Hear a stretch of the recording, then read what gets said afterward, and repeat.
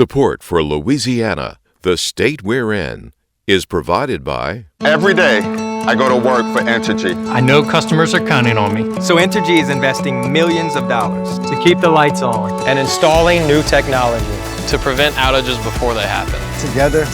Together, we power life.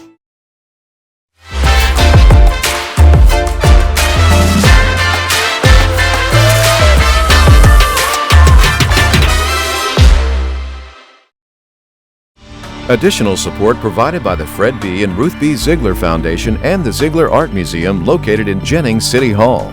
The museum focuses on emerging Louisiana artists and is an historical and cultural center for Southwest Louisiana.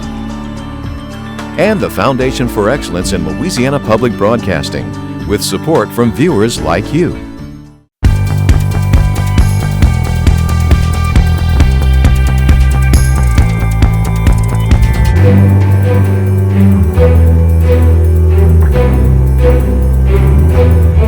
It is actually a myth that everyone that commits suicide is mentally ill.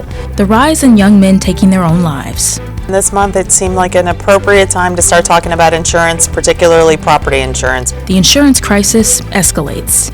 As you think about it, we're all having to pay more for gasoline. We're all going to have to pay more for utilities. Food banks need your help this holiday season. Here's what you should know. No woman has ever done it, and no woman would ever do it in our lifetime. And lastly, remembering Raymond Blanco.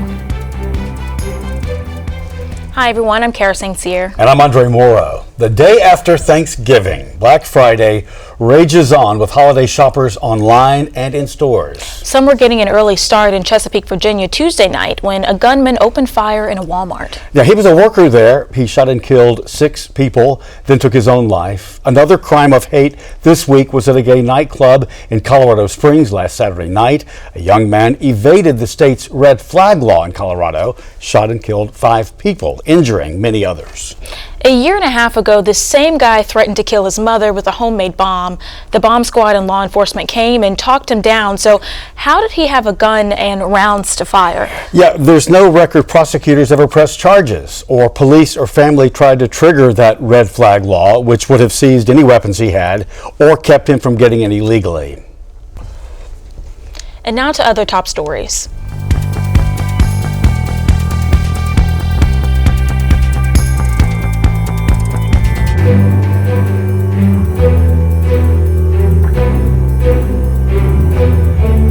It's 1 year now since alarms sounded about suicide, the second leading cause of death among people aged 15 to 24. And for young men that age, up 8% from 2021 to 2020. Then 2022, this year, saw the leader of Stanford's soccer team take her life, Katie Meyer. She was 22 years old. And Ohio State football star Harry Miller revealed that he had attempted suicide.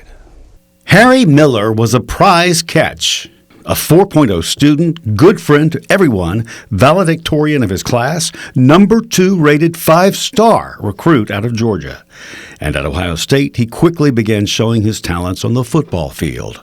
From the outside, he appeared to have it all, with NFL fortune, fame, and money to come. But in silence, he was suffering for as long as he could remember, since he was 8, thinking about suicide. Several nights I stood in front of my mirror, pressing a blade into my skin. I stared down my reflection to see who would blink first. Last season, he began to miss games, mysterious to fans who wanted to know why. Then in March this year, announcing that he had attempted suicide again, sharing his struggles with his coach and getting help. His Twitter post, stepping away from football, medical retirement, shared more than 10,000 times. He now speaks about it, and there's plenty of opportunity, saying the issue is not far and away. It's right there in our homes. If that can buy somebody 10 more minutes listening to me up on my, stage and soapbox, preaching about whatever, even if that's 10 minutes like this guy sucks, that's 10 more minutes. Therapist, counselor, Dr. Katie Collins-Fetzer is here with us. It's always great to see you and talk to you about something that's so difficult and that we don't talk about enough. We just heard that young man say that he hopes his talks will buy someone time. Yeah, it's interesting that he used that terminology, buying someone time. There's an organization called livingworks.net, the assist model, and it's actually the world's leading suicide intervention and prevention training. It happens to be one that I'm trained in and certified in my experiences working with individuals who are struggling with suicide. And one of the biggest things about that is that research has shown over time that those that are contemplating suicide, the thought of the future is terrifying, it's scary, it's painful. And so to ask them to think about, longer term plans is very hard for them. And so when you think about helping them just buying time for now in that moment, or staying safe for now in that moment, it's one way that suicide intervention can be successful. What's different about this program that makes it more successful, I guess? Sure. One of the things, first of all, is that the training is not just for helping professionals. It's for anyone ages 16 and up. You don't have to be a helping professional. You can be a family member of a loved one who's been struggling with suicide. Okay, yeah. And it will equip you with exactly what you need to intervene if someone is attempting to take their own life. Okay, young men, 15 to 24, 38,000 versus young women the same age, 9,600 who have committed suicide in this past year. Yeah. I think that the best way to explain that, to really understand it, is that we are all born with a different set of cards, but we also know is that males and females are born having different makeups, and we each uniquely come with different stressors and pressures. One thing that we have known about men, and especially with brains, is that there is a greater risk of them resorting to more lethal measures of attempting suicide. So women might actually attempt more suicide, whereas men might actually successfully commit suicide because they're using or resorting to more lethal measures. Got it. Okay. Suicide not based on depression. That surprised me. It is. It's one of those things that surprises a lot of people. It is actually a myth that everyone that commits suicide is mentally ill, when in fact those that do attempt or commit suicide actually may not meet full criteria for a mental illness. There's other factors that are involved that may lead someone to making that decision. Right? If someone's self-esteem is vulnerable, what does that say about them? Sure. It really, what that would mean is that somebody is just at a more fragile state of mind at that time in their life. Right. That doesn't necessarily mean they'll stay there forever, but at that time in their life, they might be at a time or a place where they are fragile. And so they have to be really careful about the influences on their brain. Social media, and it's a lot of it is information, but a lot of it is misinformation. Absolutely. Disinformation. Yes. How is there help, especially we're in the holidays now, so yeah. That's a trigger, considered a trigger? Yes. The holidays absolutely can be a trigger. It's a myth that more people actually hurt themselves during the holidays. That's actually a myth. Suicide rates are highest in the spring and the summer times. One of the conclusions they've come to about that has been that maybe people are more active, less lazy physically, they're more out and about. But it is a myth that it happens more in the holidays, but the holidays can be a very big trigger for some. One thing that's not a myth is that we don't talk about this enough. Absolutely. It's still sort of taboo, hushed tones, and that's not good. Absolutely, yes. We need to have more what we know, prevention and education. Those are the two biggest things that we can help to break the stigma and raise awareness. The more that we're out there getting mental health checks, the more we're able to detect if something's going on and get people the help that they need. In the same way, Andre, that we can go to our medical doctors and do our health checkups to prevent cancer. Right. Katie, I'm going to put some a number up, and also that website you mentioned earlier. 988 is a new suicide and crisis number to call? Yes, amazing. So instead of 911, we're encouraging, which you still can call, of course, but we're encouraging people to call 988, which is now a suicide and crisis hotline. And you mentioned livingworks.net. Yes. That website also for livingworks.net, the world's leadest suicide intervention training that anyone can get, ages 16 and up. Love talking to you, Katie. Thank you. Thanks so much. I appreciate it. Thank you, Andre.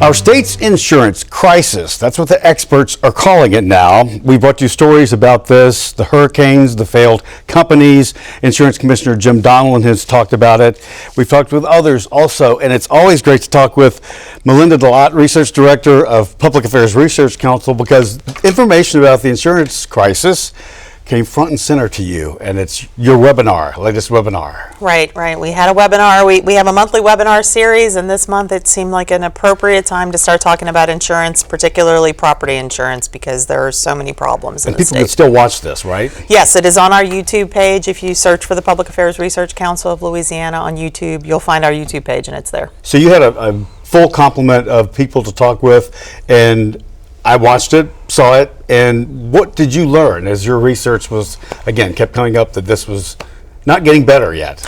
Well, I think what my biggest takeaway was just that everybody on the call, including the insurance commissioner, Jim Donelon, State Senator Jeremy Stein, who lives in Southwest Louisiana, which has been hit by multiple hurricanes, and then we had an insurance industry lobbyist by the name of Kevin Cunningham. They all agreed, even though they represent very different sectors, they all agreed that it was a crisis in their minds of what property owners are facing right now. Well, insurance companies becoming insolvent and claims rising and losses rising also. Right. I mean, we've had 11 insurance companies, at least, that have become insolvent in the state since Hurricane Ida. According to the Legislative Auditor's Office, there are another dozen or so insurance companies that have indicated they're withdrawing from the state and won't write policies anymore.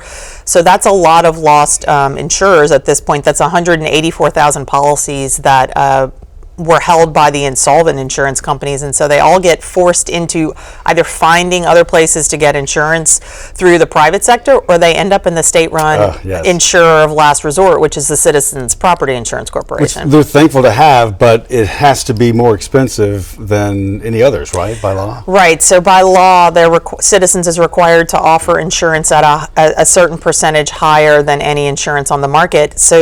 And they're raising rates on people already. I think the rate increase that's coming is 63%, give or take, on people. And so people are losing their insurance. A lot of them are being forced into Citizens, and then those rates are really high to pay. So it makes insurance become, this thing that people are struggling to afford. Does this hit everybody because it hits those that were impacted by the hurricane, or is it just those that lost their companies, or does it obviously impact the entire industry for us? Right. So obviously people in South Louisiana have larger problems because of the vulnerability to storms. Hurricanes in particular have hit the state in 2020 and 2021 all across South Louisiana.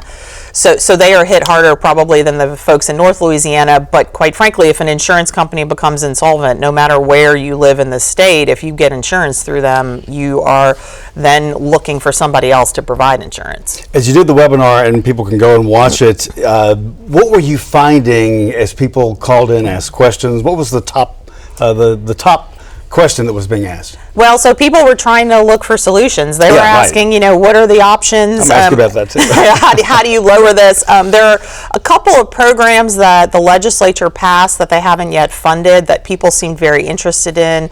One of them is called the Fortify Homes program. This would, if the legislature puts money into this program, it would provide grants to people to fortify their roofs, to get stronger roofs on their houses, and arguably that should lower some insurance costs because the roofs would be less likely to fail in a storm. And so a lot of people on the webinar seemed interested in, is the legislature going to fund this program? How much would the grants be? When can they apply? How soon would it be too? Right, exactly. You would hear something. You don't want to wait until the next session necessarily, but is that the case? I think that's going to be the case. So the legislature on that particular program, it sounds as though there will be some discussions in the next legislative session that starts in April about whether or not they're going to fund that program and provide grants through it. Now, I think the insurance commissioner, Jim Donelon, is interested in another program that the legislature has created that would allow, if it gets funded, it would provide grants to insurance companies, the idea being giving them some money up front that they would then have to match. They'd have to commit to writing a certain amount of premium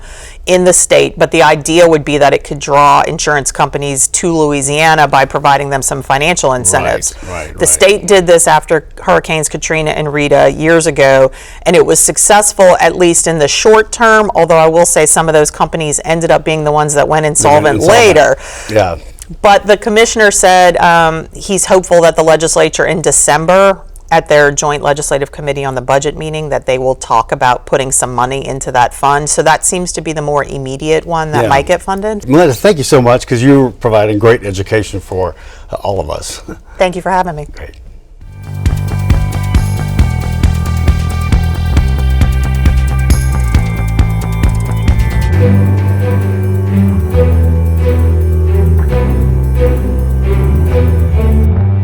Donations from a food pantry can make or break the holiday season for some families. Following the pandemic and inflation, the need for more donations is increasing. Second Harvest in New Orleans gives us insight into the demand this holiday season. Do you see an increase in demands for foods during the holidays?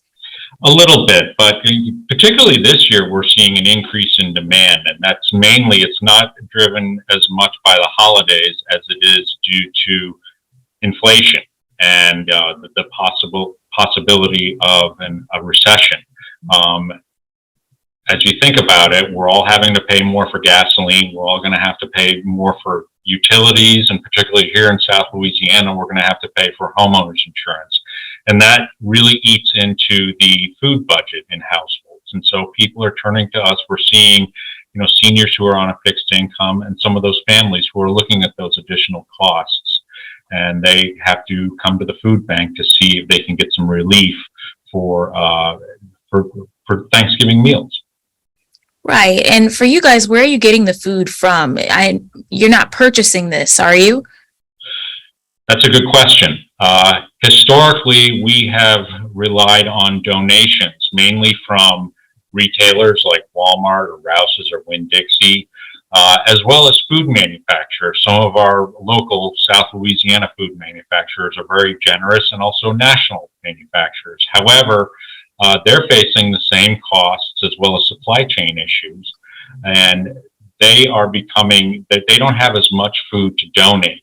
And so right now we are dealing with, let's say in October, we received half as much food as we had received in September. In the past year, the amount of donated food we've been receiving has declined by 33% here, right at the very time when our demand is actually going up. And so we are going to have to dig into our operating budgets.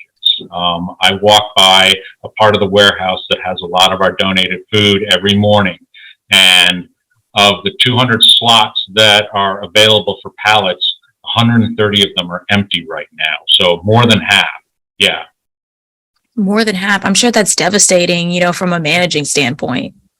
It's challenging, not devastating, but it's challenging. And it becomes particularly challenging when we receive calls from some of our partner agencies and we're not able to help them, or to put it in a better way, we're not able to help them as much.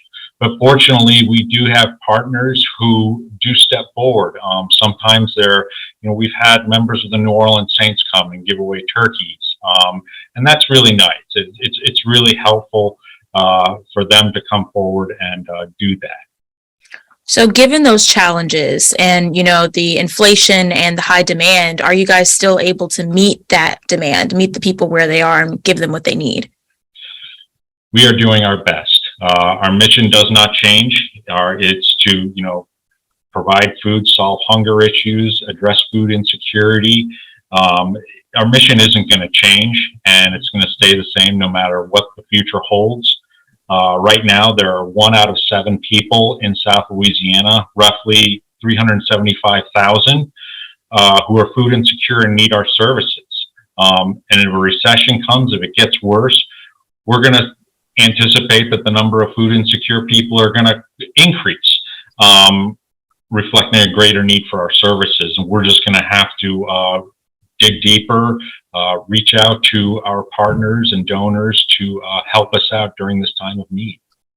So speaking of, programs and helping people out, are there any special holiday programs that Second Harvest is participating in this year? We've been doing a lot of distributions at a number of our partner agencies. I was in Laplace on Friday afternoon with Mr. Jarvis Landry, who was handing out turkeys at the New Wine Christian Fellowship in Laplace. I was at Matthew 2335 Pantry in Destrehan, Louisiana on Saturday morning. And then this morning I was at the Christian Fellowship in Violet, and they were handing out turkeys. And so those are the special programs. We've had partnerships with People's Health as well as Auctioner. There have been distributions that both of those organizations have participated in and donated food, be it turkeys or fresh produce. Those are the programs that we're participating in. So I've heard a lot about turkeys, which makes sense because Thanksgiving is right around the corner. And by the time this airs, it would have already happened. But Are there any particular foods that people are demanding right now or asking for that you guys are donating? They are just asking for anything that can help them in the course of to feed a family. So turkey comes in handy, but we've also handed out sausages, any kind of protein that they can get their hands on.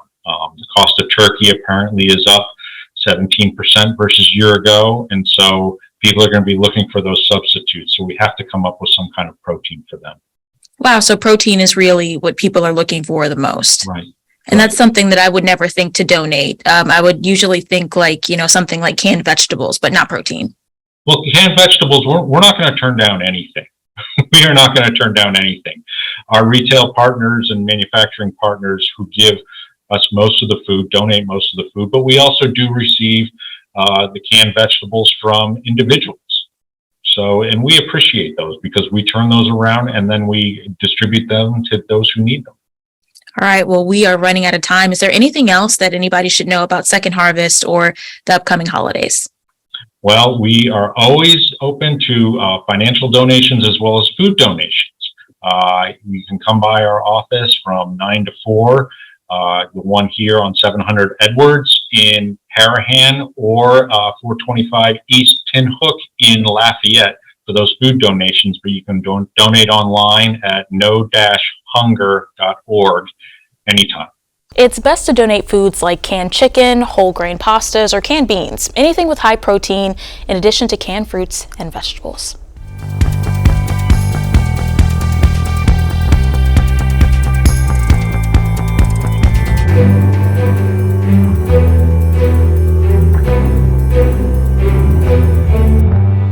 Raymond Blanco, Louisiana's former first gentleman and husband to the state's 54th governor, Kathleen Blanco, died at his home in Lafayette. He's remembered for his dedication to football and mentoring the youth through a lengthy career in academia. He was also the state's very first gentleman. Tonight, we tell a little bit of his story through an interview in our archives. Today marks the first time that an honor such as this has been earned by a daughter, a wife, a mother, a grandmother. In 2004, Louisiana was on the cusp of change. Kathleen Blanco was sworn in as Louisiana's first female governor. Her stint in office, though a controversial one, is remembered as a pivotal moment in the state's political history. But behind her, quietly supporting her every step, was Raymond Blanco, her confidant and husband of 55 years. She was very respected. When she would go to the mic, everybody would listen. She didn't preach or do that. And having been married to a football coach, she wasn't ever intimidated by any of the little lawyers. But Raymond's story starts before he met Kathleen.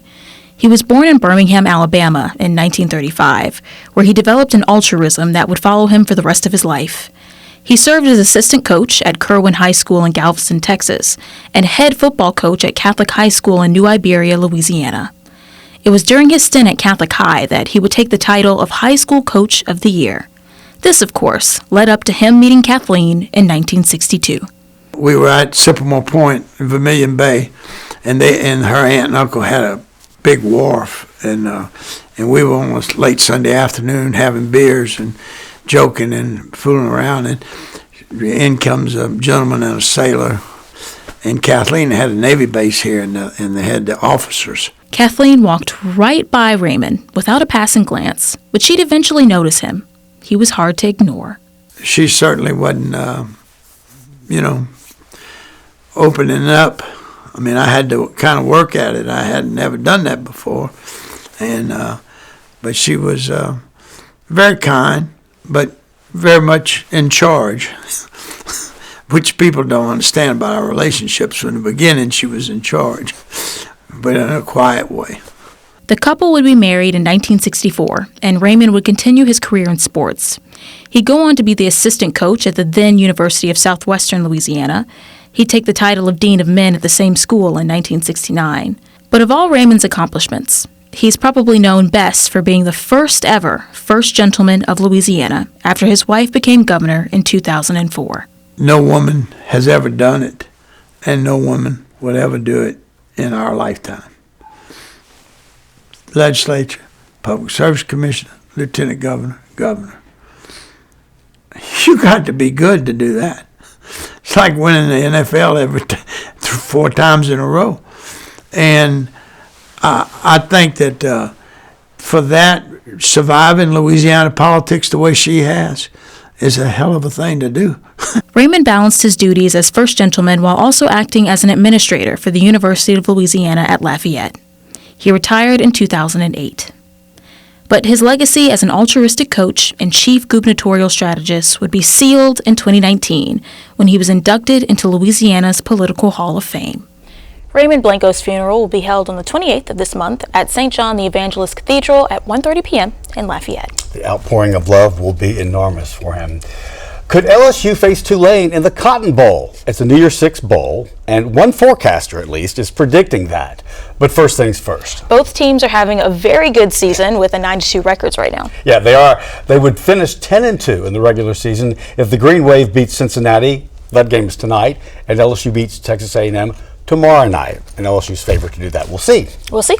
We sure will. Everyone, that's our show for this week. Remember, you can watch anything LPB anytime, wherever you are, with our LPB PBS app. You can catch LPB news and public affairs shows, as well as other Louisiana programs you've come to enjoy over the years. And please, like us on Facebook, Twitter, TikTok, and Instagram. Yes, all of them. For everyone at Louisiana Public Broadcasting, I'm Andre Moreau. And I'm Kara St. Cyr. Until next time, that's the state we're in.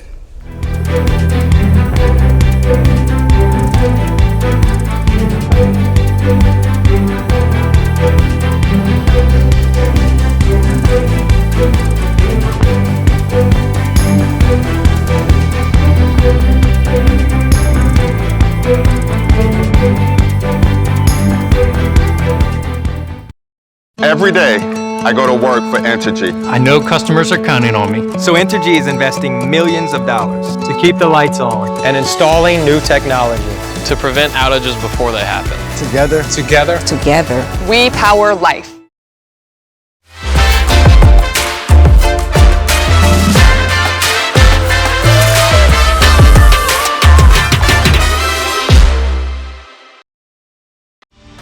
Additional support provided by the Fred B. and Ruth B. Ziegler Foundation and the Ziegler Art Museum located in Jennings City Hall. The museum focuses on emerging Louisiana artists and is an historical and cultural center for Southwest Louisiana. And the Foundation for Excellence in Louisiana Public Broadcasting, with support from viewers like you.